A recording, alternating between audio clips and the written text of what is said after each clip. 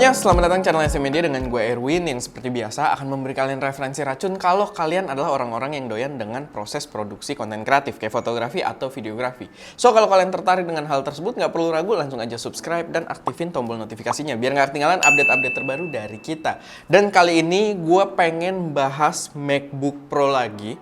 Jadi di sini gue pengen nge-share pengalaman gue setelah murtad dari Windows ke Apple System, tapi lebih spesifik yang udah M1 chip gitu ya. Jadi mungkin ini akan berlaku ke yang pakai MacBook Pro 2021 atau 2020 juga harusnya masih cukup relate gitu, yang udah menggunakan Apple M1 chip. Dan ya, gua rasa ini cukup menarik videonya karena memberikan insight yang lebih matang gitu setelah bener-bener gua pakai sebagai daily driver gua.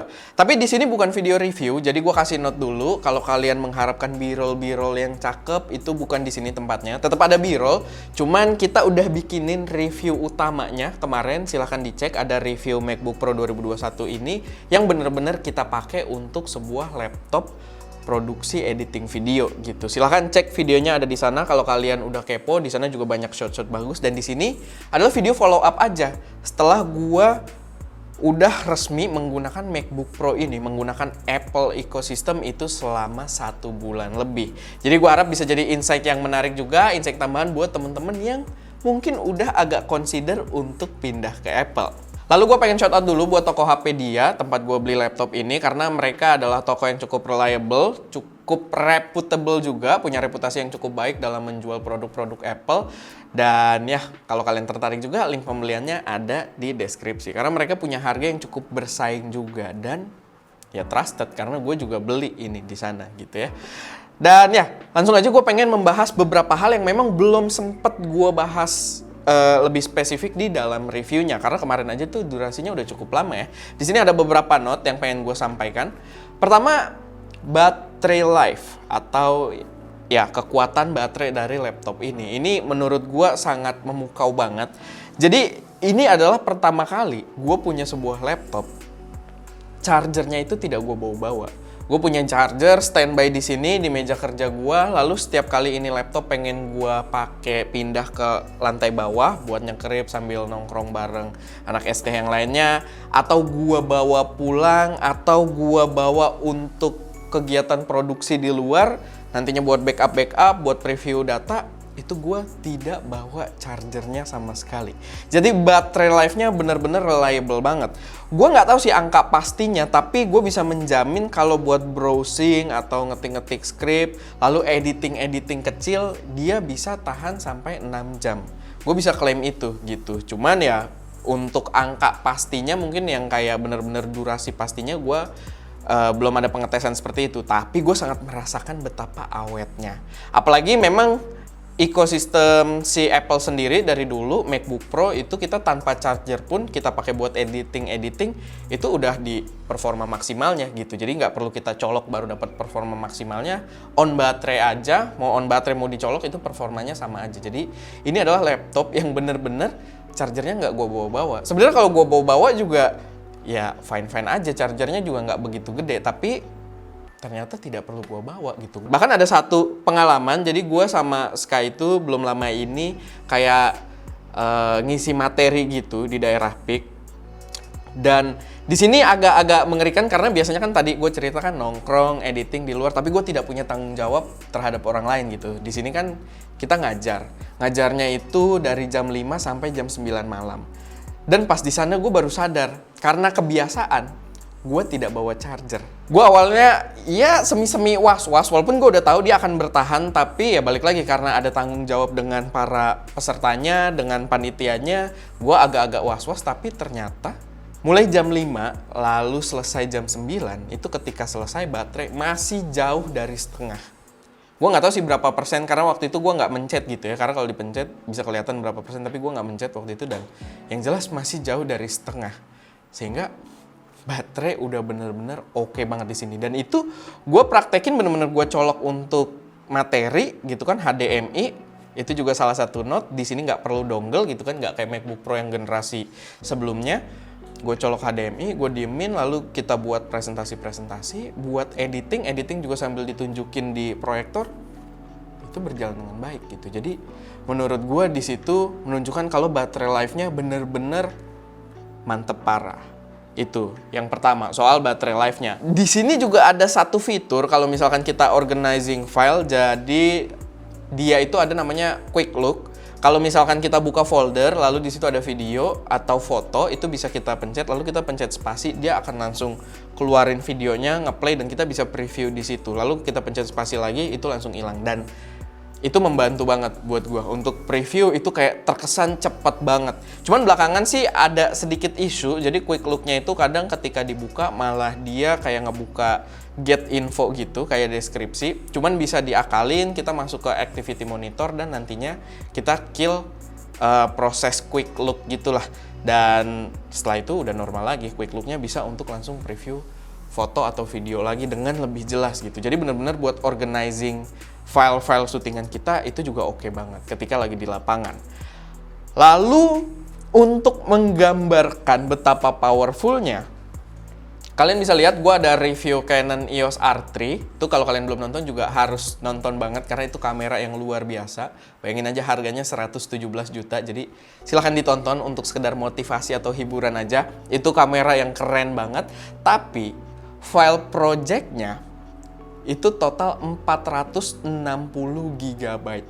File project untuk mengerjakan review kamera tersebut 460 GB, dan gue ngerjain semua full di SSD ini. Jadi semua data di sini gue editing harus colok SSD ini dan gue editing langsung di sini. Dimanapun, tidak terbatas gue harus di studio, dimanapun gue editing itu lancar.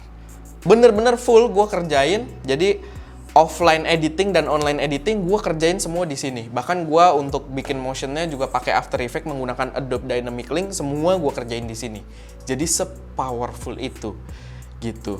Dan mungkin ini sedikit note juga. Jadi kalian biar dapat insight juga di sini gue kasih tahu jangan mengejar storage besar internalnya gitu. Karena biasanya storage internal MacBook tuh makin gede storage-nya harganya tuh agak nggak masuk akal gitu. Jadi menurut gue lebih baik yang mungkin 512 pun masih oke gitu menurut gua storage-nya. Karena sekarang aja gua pakai, ini gua versi 1 TB, gua belum pakai setengahnya karena semua footage project gua itu ada di SSD ini. Gua beli SSD terpisah, ini 2 TB dengan kecepatan 1000 MB per second untuk write and read speed-nya, dan itu udah proper banget untuk editing gitu. Bener-bener gua nggak merasakan hambatan, bener-bener gua buka project aja tuh tek. Oke, nunggu dikit, EOS R3 filenya segede gitu, tadi gue bilang 460 GB, tapi ya kayak nunggu sebentar, project keload, dan gue tinggal langsung ngedit gitu. Jadi udah oke banget. Karena di sini juga, ini untuk yang MacBook Pro versi 2021 ya, dia dibanding yang generasi sebelumnya, dia di sini udah resmi Thunderbolt gitu. Jadi udah memaksimalkan USB portnya ini, dan itu mungkin bisa jadi insight buat kalian gitu, dan bisa jadi membantu kalian juga dalam membuat decision MacBook Pro tipe mana dengan storage konfigurasi seperti apa yang kalian butuhkan gitu. Saran dari gue adalah kalian spend untuk eksternal SSD. Sedangkan di sininya agak dihemat aja gitu. Karena kayak 1 TB SSD MacBook Pro aja tuh peningkatan harganya tuh udah gila banget biasanya.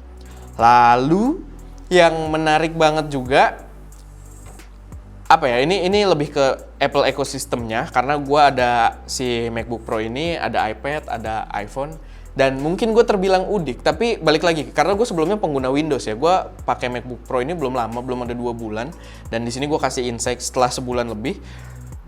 Ternyata dia ada fitur copy paste, bukan ada fitur ya, tapi gini, fitur copy paste mereka itu clipboardnya kayaknya jadi satu gitu.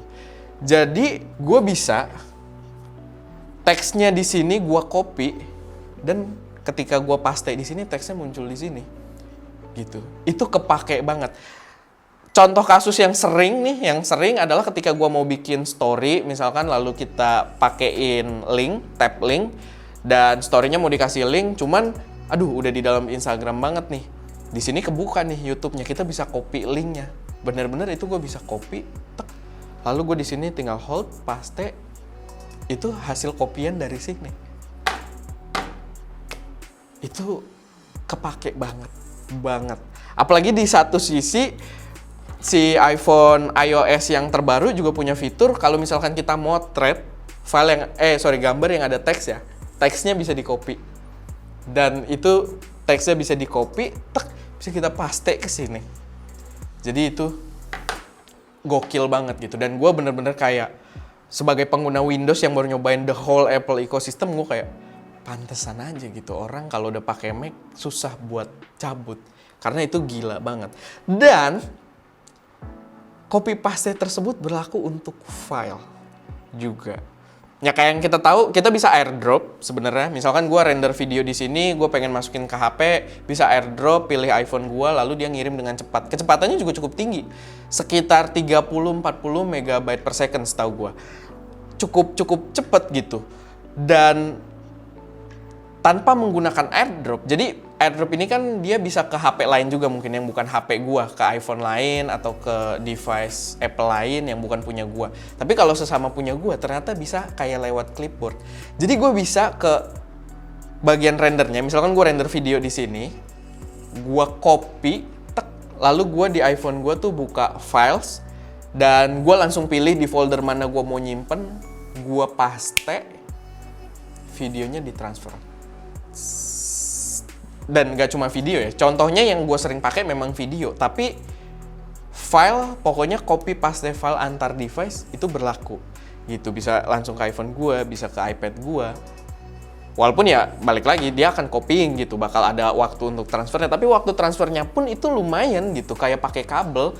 Mungkin nggak secepat kabel sekarang yang kayak udah USB 3.2 gitu kan, mungkin ya masih 30-40 megabyte per second, tapi itu udah oke banget gitu dibandingkan kita harus upload dulu, lalu download dulu menggunakan cloud berbeda gitu. Di sini udah direct wireless connection dan itu oke banget gitu. Dalam workflow gue itu jelas sangat-sangat membantu. Jadi itu, overall setelah sebulan pemakaian, gue tidak ada penyesalan sama sekali. Dan kalau kalian nonton reviewnya, gue masih bener-bener dari semua review tersebut belum ada kontra yang gue rasain setelah pemakaian selama sebulan gitu. Karena gue udah bener-bener pakai untuk daily driver gue dan semuanya masih mirip dengan hasil review gue sebelumnya. Cuman ada beberapa yang gue discover dan ternyata lebih membantu lagi dalam workflow gue.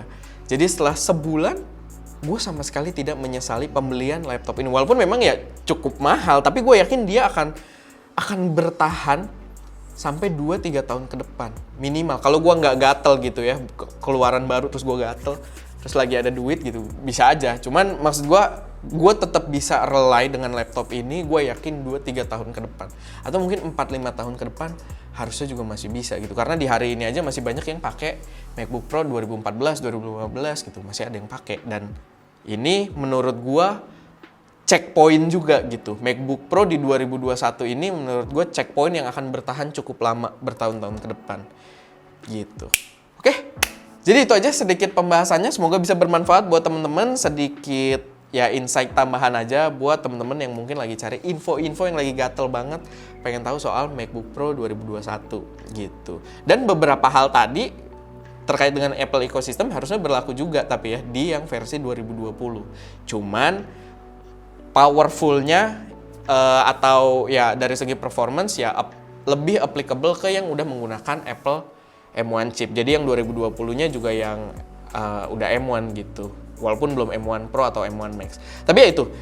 Yang jelas gue tidak menyesali pembelian laptop ini. Oke?